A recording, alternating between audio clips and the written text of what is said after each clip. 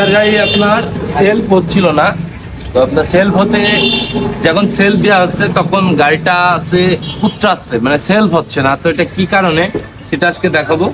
এই জিক্সার গাড়িটা সেলফের খুবই প্রবলেম। তো এটা খোলার পরে আমরা দেখতে পারবো যে কি সেই সমস্যা। ঠিক আছে, কাছে নেছেন, হ্যাঁ দেখেন কি অবস্থা। মানে জীবনে প্রথমবারই খোলা হলো, যার কারণে এই অবস্থা। এই কার্বন দুইটাই কেটে গিয়েছে।